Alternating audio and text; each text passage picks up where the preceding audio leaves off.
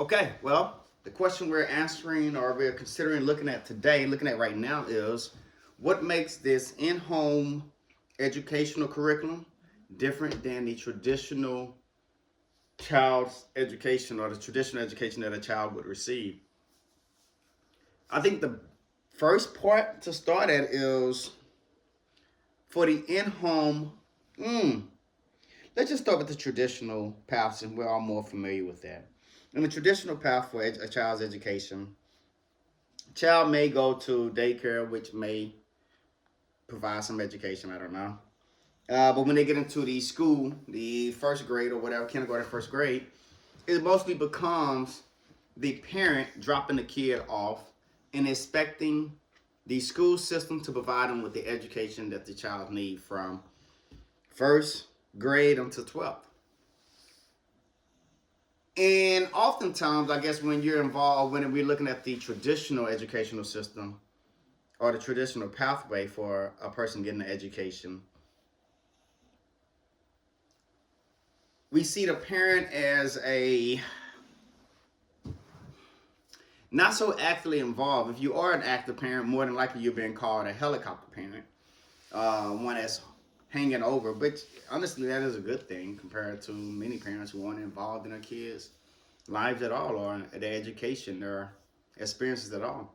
I would much rather have a parent who is a helicopter parent who is actively involved and actively engaging in their child's life and in their development than a parent who is the extreme opposite and doesn't do anything.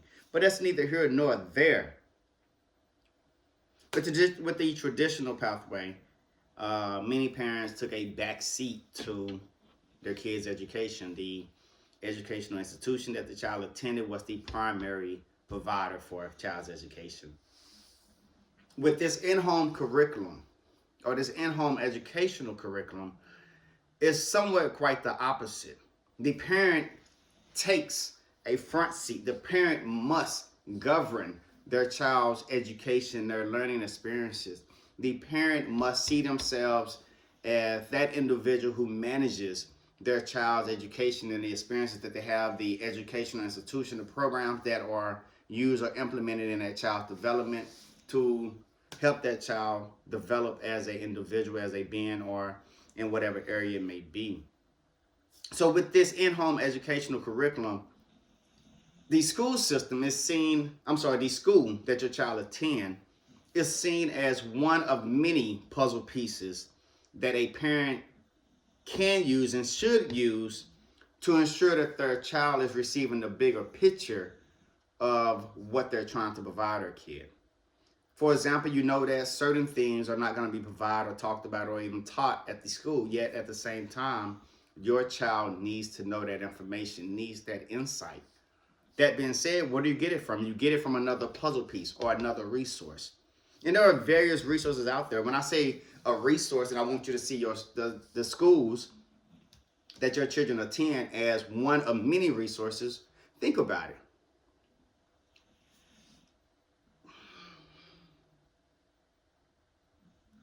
The libraries are resources. Online programs are resources. Online institutions are resources. The school your child attends is a resource.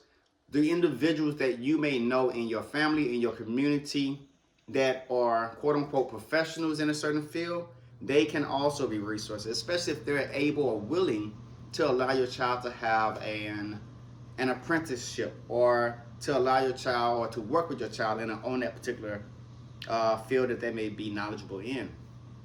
These are all resources, and honestly, when you're thinking as a parent to say, hey, by the time my child is of a certain age, I want my child to have da da da da da all of this list of things.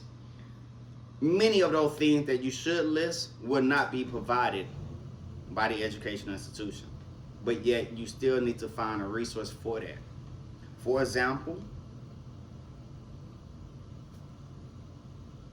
many kids, how can I say this? I think you're just more or less looking at those things those things in your community, or those things that you're able to reach and make. How can I say this? Those things that you're able to reach, those programs that you're able to be involved in or have your kids involved in, are all puzzle pieces. They're pulling something from that. So if it's a cultural center that has activities, if it's the library that hosts activity, if it's a nonprofit organization such as the Boys and Girls Club or Boy Scout, Girl Scout, whatever it may be, these are all resources. Even if you are, hey, you know what?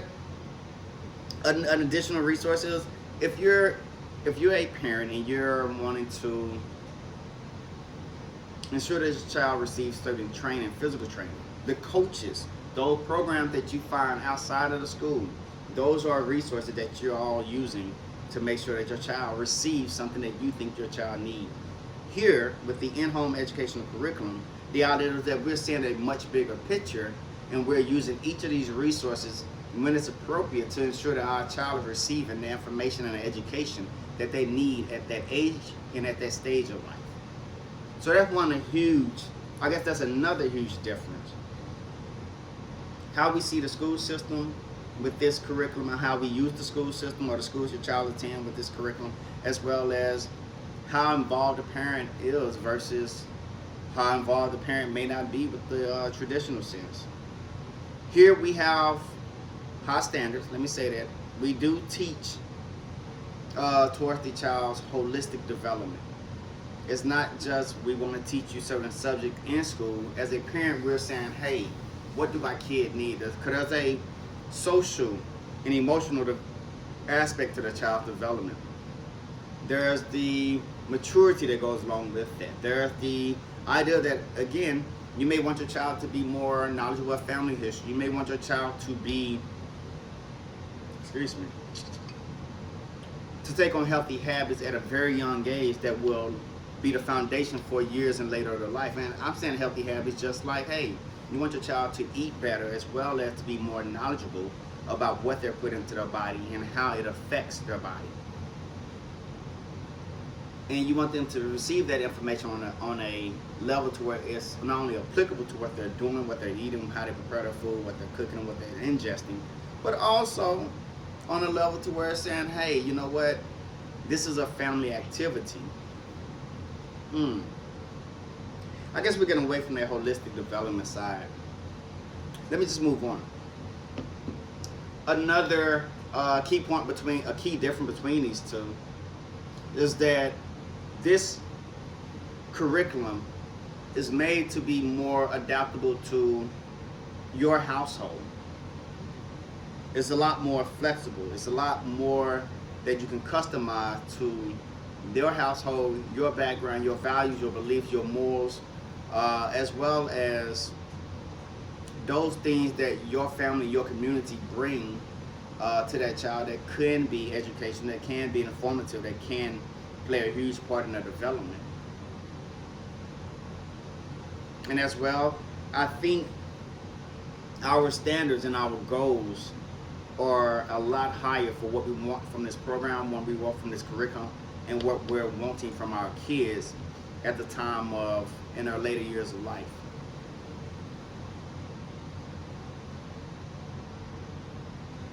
Let me elaborate on that a little. When my kid is quote unquote 18 or in this ideal or building this, I'm thinking by the time my kid graduates, I don't want my kid to just have a high school diploma.